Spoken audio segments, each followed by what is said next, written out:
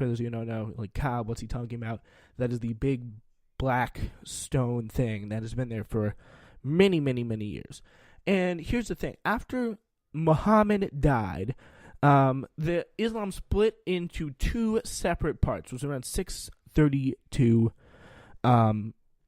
BCE, I believe. And it was the Sunni and the Shiite branches. So the majority was the Sunnis. Well, the Shiites were the minority. The Sunnis, who are the majority, they believe that there should be an elected caliph, which was in the case we're studying, the Umayyad group, that followed the example of Muhammad. That was not exactly Muhammad. And while, on the other hand, the Shiites preferred Ali as the next imam, or head of state, after Muhammad. So that was the big deal there. They preferred the head of state, called the imam, while the caliph was for the Shiites. So those are some terms you may see on the quiz. But people are wondering, how should the caliphs be chosen? Well, the Sunnis believed it was by kind of popular election, whoever's following the best set principles of Muhammad. And for Shiites, it was whoever was directly descended from Muhammad. So, and here's a way you can remember Sunnis and Shiites. Sunni, it's like sunny, like everything's happy. We're just going to go with whatever we can take. Shiites were much more stricter. They're like, it's going to be the person directly descended from Muhammad, our prophet, our Lord and Savior, Muhammad, the Prophet Muhammad.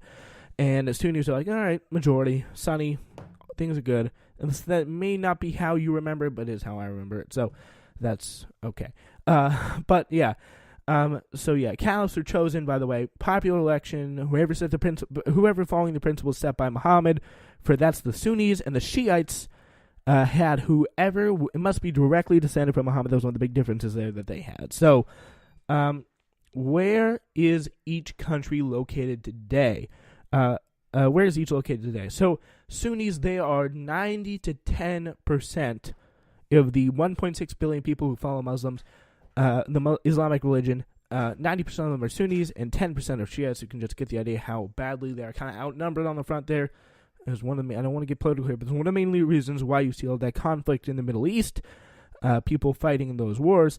Some of the main countries are Saudi Arabia, Egypt, Jordan, Syria, Turkey, and Qatar to some degree. While Shiite countries include Iran, Iraq, and Yemen. So now we move to Sikhism. Sikhism, you may remember, we learned about this a little bit recently. And the founder there is Guru Nanak. This was during the part we mentioned before, Islam in India. That it kind of sprung from that. And it was founded by Guru Nanak in northwestern India, which is the upper right tip if you're looking at head on from a map. And the thing is, they believed in only one God, so they were monotheistic, and the idea that the soul experienced multiple lives, a connection kind of to Hinduism and reincarnation there. So that's a connection you may be asked on the test, connection to Hinduism and reincarnation there. The idea the soul experienced kind of multiple lives. To merge with God, you don't have to live a life of celibacy and not starting family or anything like that. Or swear off speaking or anything like that. But instead, you have to remove yourself from temptation, don't do bad things, pretty much, and live an honest life. Don't be a cheater, don't try to be a con man, anything like that. Sikhism condemns all those blind rituals, as they call it, like fasting, visiting places of pilgrimage, superstitions, worship of the dead, idol worship. For example, you may hear a little bit of tones of Islam there, such as visiting places of pilgrimage. That was a big Islamic thing with the Hajj and the trip to Mecca. Superstitions, many other religions, and worship the dead. That was what people were doing in the Bedouin area before Islam.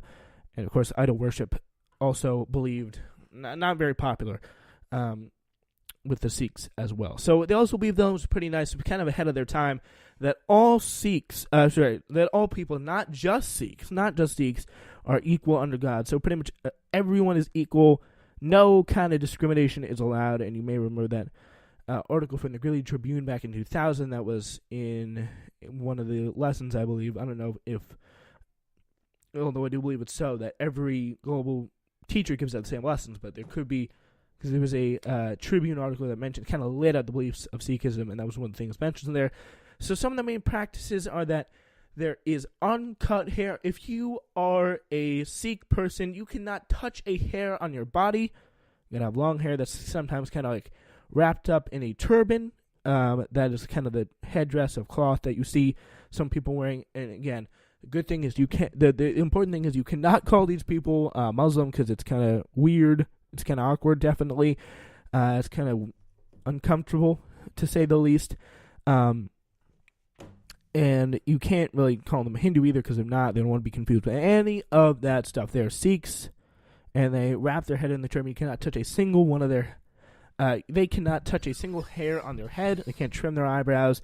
They can't cut their hair. They have super long beards, some of them, and super long hair, but they just keep it up in the turban for the most part. Women cannot trim their eyebrows or anything else like that. It is very, very important. It's called the kesh, uncut hair. It kind of represents holiness, strength, one with your body. Kara, you may see some people in the Sikh religion wearing a steel bracelet, which means a kind of restraint and gentility. Kanga, which is a wooden comb, which means a clean mind and body, taking care of the body God has given you. And kasha, which is cotton underwear, which is chastity, which means pretty much not being promiscuous, not being like, hey, how are you doing? Like, what's up? They're just going to be like, no, be very serious, you know? So, all right, Kirpan is a steel sword. It's about the defense of good, and normally this steel sword is worn by the Khalsa class of soldier saints, which are pretty much the best followers of Sikhism, and it was originated out of northwestern India and founded by Guru Nanak, who passed that part of the religion down to 7 other gurus who all eventually died out. Last one died out in like the 1700s, I believe. But don't quote me on that, because I don't think you need to know that for the quiz. All right, so we move on. Just to give you the idea of the format of the quiz here. So 60 points for the quiz, 20 multiple choice, 5 on this map here, 5 on the map, and there is 1 DBQ paragraph, everyone. That's going to be big. So you got to remember that DBQ paragraph. So here's what you need to be familiar with the following on the map. If you were wondering where I'm getting this information from, I'm getting it from an announcement stat out, where on the bottom there's a link, and it says this. So pretty much, it's all you're going to be familiar with: Spain, Africa, Egypt, Asia, and Arabia, Europe, Persia. Those are going to be all places on the map. Spain, Africa, Egypt, Arabia, and Persia are all places that Islam spread. Asia was also, to some degree, was spread there. In Europe, with Spain, it was also spread there as well. Red Sea, the Mediterranean Sea, Arabian Sea, Black Sea, Indian Ocean, Atlantic Ocean, Persian Gulf, Gulf of Guinea, Indus River, Niger River, and the Nile River. Those are places, those bodies of water you need to be familiar with. Mecca, Medina, and by the way, Mecca is where the center of Islam is. It's where the Kaaba is, where the pilgrimage takes place. Medina is where kind of the real, the beginning of Islam started. It's where Muhammad kind of trained and prepared to go back and take back Mecca, the very beginning of the history of the Islamic religion. Jerusalem, founding of one of the founding places of so many religions. 3 religions have holy sites there. It's a big deal. Baghdad is a place where there is a house of wisdom, so much cultural diffusion, so much learning going on there, which is obviously very nice. Baghdad, Timbuktu is a place started by Mansa Musa, who's the big king in Western Africa. Rome and Delhi. Delhi is the capital of India. Sahara Desert and the Himalayan mountains. You also need to know the Abbasid and Umayyad dynasties were in the Islamic Empire will be very important. The Abbasid was the Golden Age. Think Golden Age on that one. West African kingdoms and trading states. Be a big deal to know, and East African trading states will be something you want to know. So here's other ways you can study. Review the lessons and the notes. Study vocab terms from the homework. The biggest thing is fill in those connection columns in the homework. It fires the neurons up in your brains. It's a big part of recommendations. Study the map. You must have gotten some kind of practice map to fill back in. You can annotate and fill back in. And another another thing is, do not reread the textbook, but the online textbook has good review materials, interactives, quizzes, videos, stuff like that you can watch to prepare.